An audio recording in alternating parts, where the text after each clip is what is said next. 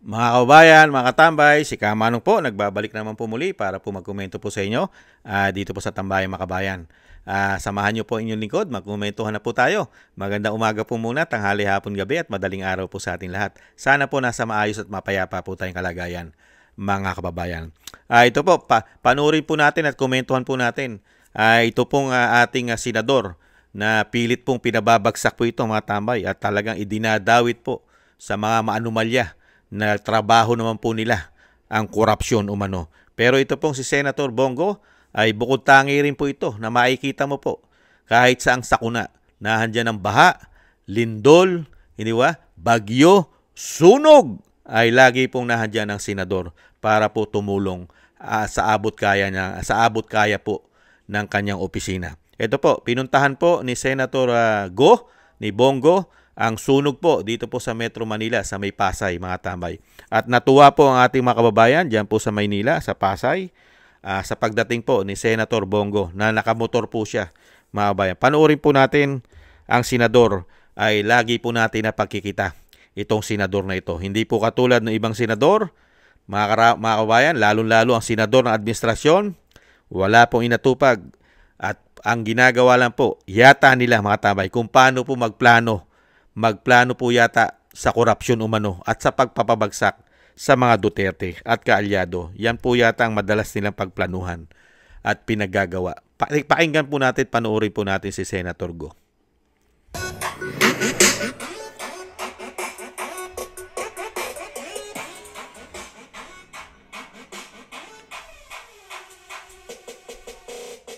Yan po mga tambay, pagdating ni Senator Go sa area po kung saan po nandun ang ating mga kababayan. Yan po. Kaya, yan.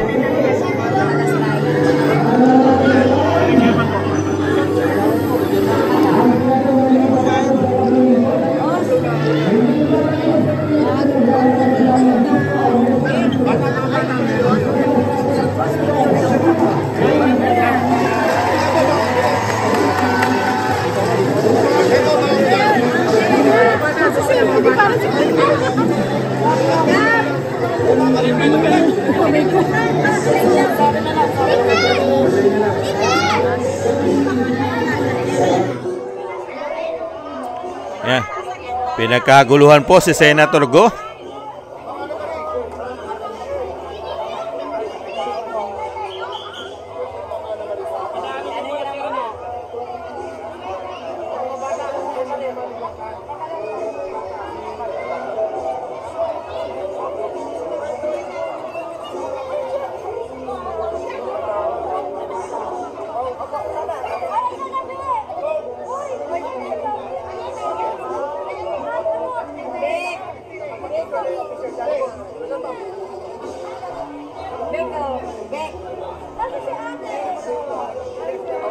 Yeah, masayang-masaya po ang ating mga kababayan sa Pasay, mga tambay.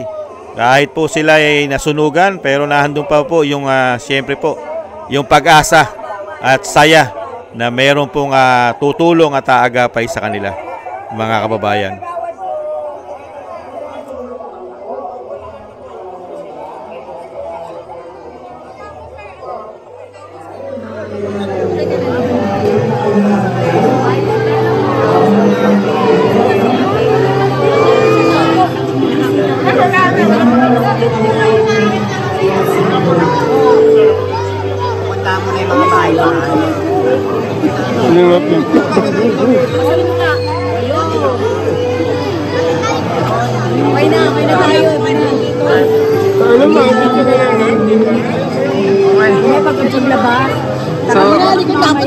Dito tayo sa Juan Sumulong Elementary School sa Pasay City. Ito yung mga nasunugan po, no, dito sa Pasay City.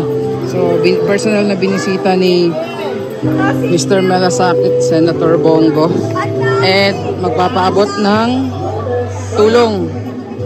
Yan po. Nakita nyo po mga tambay, yung tulong na ipapaabot po ng ating Senator Bongo ay diretso po sa mga kababayan po natin. Tayo sa harap.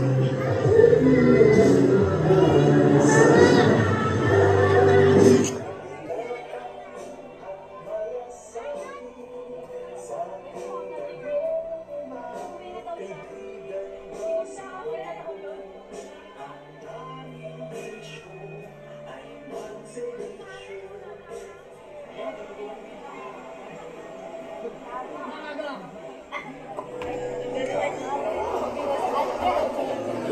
mo kayo. Wala, bigay mo kayo. Mabot sa kayo eh.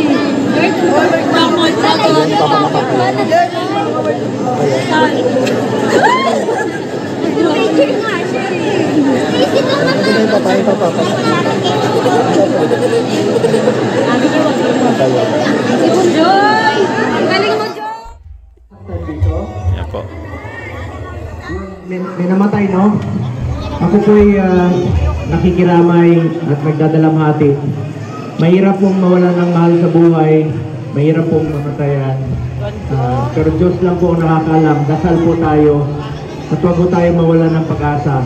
Tuwing pupunta po ako sa nasusunugan, ang una kong tanong parati, meron bang nasaktan? Meron bang nasawi? Tandaan natin, ang gamit, nalalaban. Ang pera, kikitain. Subalit yung perang kikitain ay hindi po nabibili ang buhay. A lost life is a lost life forever. Pag namatay tayo, wala na talaga, no? Pero wag po tayo mawala ng pag-asa. Diyos lang po ang nakakaalam. Magtulungan lang po tayo. Ako naman po, sa abot ng aking makakaya, tutulong po ako. Dito rin po sila Mayor at nandito rin po ang LGU, ang inyong City Social Welfare and Development. Magtulungan lang po tayo. Ako naman po, umiikot talaga ako. Kahit sa nasunugan, basta kaya po ng katawan ko at panahon ko, pinupuntahan ko kayo. Makatulong man lang sa inyo at makapag-iwan po ng konting ngiti sa panahon ng inyong pagdadalamati. Alam ko mahirap po masunugan. Magtulungan lang po tayo at huwag po kayo mawala ng pag-asa. May Panginoon naman po. May Panginoon po. Dasal po tayo. Ngayon, meron na po akong konting dalang tulong po sa inyo ngayong araw na ito. Ang bili lang po ng kain, konting financial assistance, at meron rin po akong dalang mga grocery pack para sa inyo. May dala rin po akong container para pag-igib mo po ng tubig. Alam ko mahirap, no? At nakiusap rin po tayo sa national government agencies, no, na pumunta rin po rito ang NHA para mag-validate po para sa DSUD, no? Para i-validate kayo at mag-qualify para dun sa housing materials na programa po ng ISAP ng DSUD. Nakiusap po tayo sa kanila at ako naman, hiwalay na tulong po itong dala ko para sa inyo and I'm sure si Mayor tutulong rin naman po dito. Magtulungan lang po tayo. May dala rin po akong, huwag kayong magagawan sa bola, lahat kayo. May dala po akong bola sa inyo. Mga damit, magagamit ko po yan. At burger, kumain na kayo? Buti pa kayo, kumain na kayo. Kanina, dumaan ako, dalawang kwek-kwek ang nadaanan ko. Alam nyo ba, paborito ko yung kwek-kwek. Kahit saan madaanan ko, kumakain talaga ako ng kwek-kwek o yung fishball. Pero ang paborito ko yung kwek-kwek na pugo. Alam niyo bakit? Dahil may go. Pugo. O, paborito ko. Yan pa mga tambay, ang ating senador, si Mr. Malasakit mga tambay. Talagang maasahan po natin si Senator Bongo. Matagal na po niyang ginagawa yan mga tambay. Ilang taon niya na pong ginagawa yan. Magmula po siya naging lingkod bayan, pangalawang termino na po niya. Pangalawang termino na po niya bilang senador. At dire-diretso po ang kanyang paggawa at pagtulong sa ating mga kababayan. Kaya po lahat ng nasusunugan sa abot kaya ng kanyang katawan na sinasabi niya ay pinupuntahan niya po mga kababayan. Hindi lang naman po nasunugan. Hindi ba? Pati po pagbaha, pagputok ng bulkan. Hindi ba?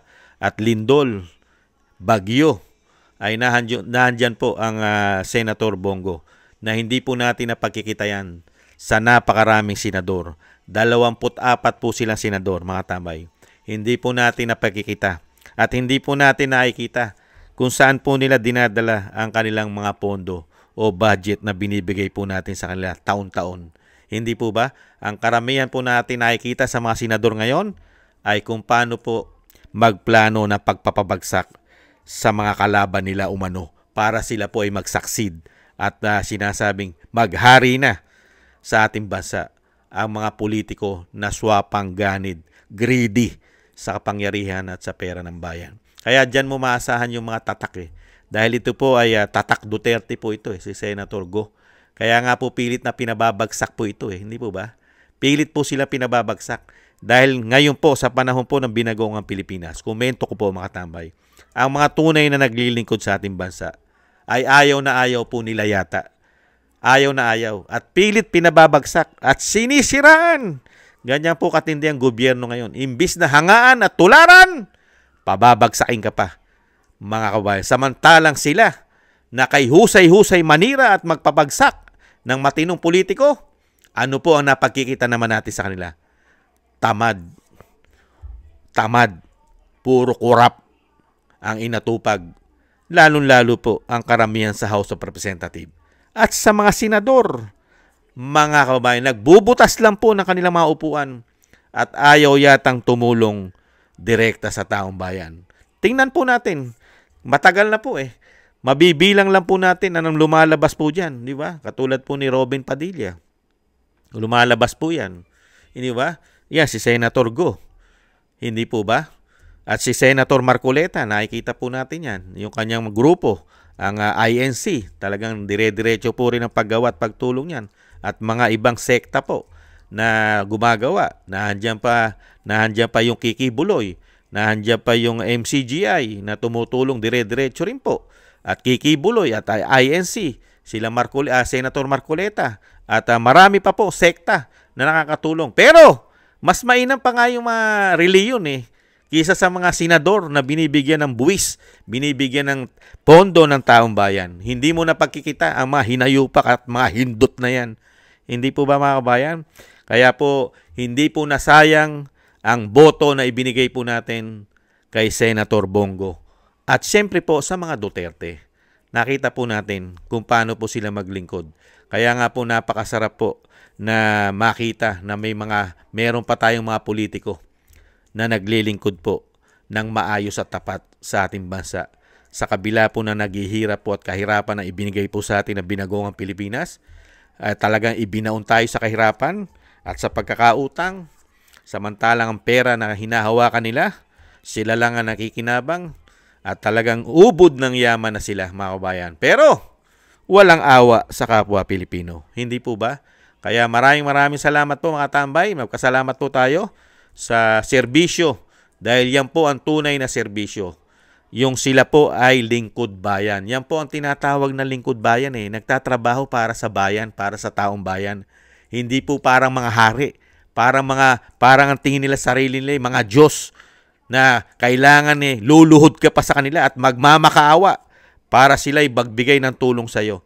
Pag naman sila nagbigay ng tulong, mas malaki pa ang nagiging pakinabang pa nila. Hindi kaya hangaan mo talaga ang mga katulad na ganitong lingkod bayan. Sana po'y dumami pa. Dumami ng dumami ang tunay na lingkod bayan katulad po ng mga Duterte. At siyempre po katulad po nito ni Senator Go at sila Senator Marcoleta at ang kaalyado siyempre po ng mga Duterte na nakikita naman po natin na gumagawa ng paraan kahit papaano, kahit po sila ginigipit, mga kababayan. Thank you po Senator Bongo na tuloy-tuloy po. Talagang hindi nyo po pinababayaan sa abot kaya na inyong panahon at lakas ay direkta po kayo tumutulong at mismong kayo ang pumupunta sa mga nangangailangan nating mga kababayan. Maraming salamat po sa inyo, Senator Go. Tunay po kayong lingkod bayan. Maraming salamat po mga kababayan. Sana gusto po natin tambayan mga kabayan sa YouTube at TikTok at sa ating mga subscribers at sa mga nagbibigay po ng tulong. Maraming salamat po sa inyo. Shoutout po sa inyo lahat. Thank you po. At sa mga nagko-comment, like, share, and subscribe. Maraming salamat din po sa inyo mga kababayan. At ang panalangin at dasal po natin, dire-diretso lang po. Sama po natin sa ating mga dasal na maingatan po ang pamilya Duterte, ang ating Vice President at ang dating Pangulong Duterte na madugtungan pa po ang kanyang buhay at kalakasan at mailayo po sila sa kapahamakan at makalabas na rin po sa lalong mabilis. Maraming salamat po mga kababayan. At ganoon din po tayo po ay magdasal at manalangin para po sa ating kaligtasan at sa ating buong sambayanan. Maraming salamat po mga kababayan. Thank you po. Sa muli, ingat po tayo. Bye-bye.